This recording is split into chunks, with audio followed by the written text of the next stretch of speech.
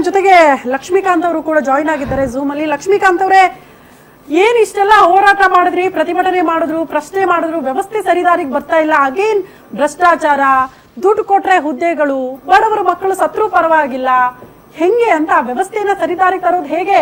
ದಂಗೆ ಹೇಳ್ಬೇಕಾ ವಿದ್ಯಾರ್ಥಿಗಳು ಅಂತ, ಅಂದ್ರೆ ಉದ್ಯೋಗಾಕಾಂಕ್ಷಿಗಳು ದಂಗೆ ಹೇಳ್ಬೇಕಾ ದೆಹಲಿ ಮಟ್ಟದಲ್ಲಿ? ಮೇಡಮ್, ಸರಿಸುಮಾರು ಈಗ 3 ವರ್ಷಗಳಿಂದ ನಾವು ನೋಡ್ತಾನೆ ಇದೀವಿ, ಸರ್ಕಾರದ ಫೈಟ್ ಮಾಡ್ತಾನೆ ಇದೀವಿ. ಸರ್ಕಾರ ಒಳ ಮೀಸಲಾತಿ ಅನ್ನುವಂತ ಒಂದು ಕಾರಣ ನೆಪ ಇಟ್ಕೊಂಡು ಇಲ್ಲಿವರೆಗೆ ಬಂತು. ಮತ್ತೆ ಇವಾಗ 52,000 ಫೀಲ್ ಮಾಡ್ತೀವಿ ಅಂದ್ರು, ಮತ್ತೆ ಇವಾಗ 72,000 ಫೀಲ್ ಮಾಡ್ತೀವಿ ಅಂತ ಹೇಳ್ತಾ ಇದ್ದಾರೆ.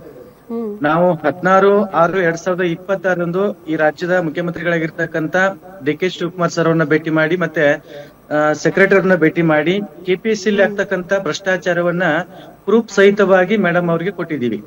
ಸೊ ಬೆಳಗಾವಿ ಜಿಲ್ಲೆ ಒಂದು ಗೋಕಾಕ್ ತಾಲೂಕಿನ ಒಂದೇ ಊರಲ್ಲಿ ಒಂದೇ ಸಮುದಾಯದ 5 ಜನ ಅಭ್ಯರ್ಥಿಗಳು ಸೆಲೆಕ್ಟ್ ಆಗ್ಲಿಕ್ಕೆ ಹೇಗೆ ಸಾಧ್ಯ ಅಂತೇಳಿ ಮುಖ್ಯಮಂತ್ರಿಗಳ ಜೊತೆಗೆ 1-1.5 ಗಂಟೆಗಳ ಕಾಲ ನಾವು ಚರ್ಚೆ ಮಾಡಿದೀವಿ.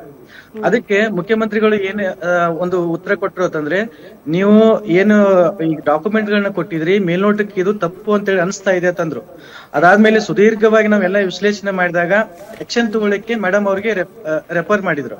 ಅದಾದ್ಮೇಲೆ ಸಾಕಷ್ಟು ಬೆಳವಣಿಗೆಗಳು ನಿಮ್ಗೆ ಅವರು ರಾಜೀನಾಮೆ ಆಯ್ತು. ಮತ್ತೆ ಬರೇ ರಾಜೀನಾಮೆ ಆಗ್ಬಾರ್ದು ಮೇಡಮ್, ಇಲ್ಲಿ ಇನ್ನೂ ಸದಸ್ಯರಿದ್ದಾರೆ, 17 ಜನ ಏನಪ್ಪಾ ಅಂದ್ರೆ ಕೆಪಿಎಸ್ಸಿ ಅಲ್ಲಿ ಮೆಂಬರ್ಸ್ ಇದ್ದಾರೆ.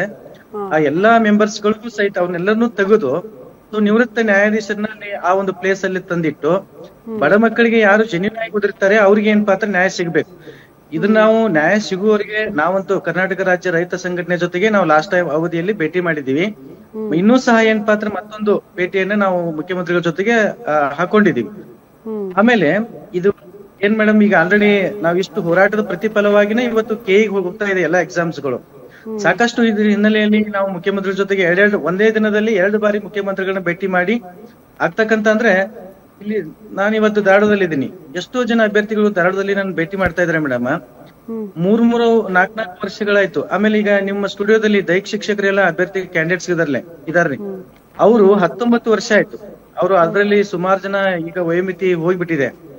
ಆಮೇಲೆ ಈಗ ಕಾಲ್ಫರ್ಮ್ ಆಗ್ತಿದೆ ಟೀಚರ್ಸ್ ನೇಮಕಾತಿ 15,000 ಮತ್ತೆ ಆ ಟೀಚರ್ಸ್ ನೇಮಕಾತಿಯಲ್ಲಿ ಸಾಕಷ್ಟು ಟಫ್ ಆಗಿರ್ತಕ್ಕಂಥ, ಈವನ್ KS ಎಕ್ಸಾಮ್ಗೂ ಆ ರೀತಿ ಆ ಒಂದು ಕ್ರೈಟೇರಿಯಾ ಇಲ್ಲ.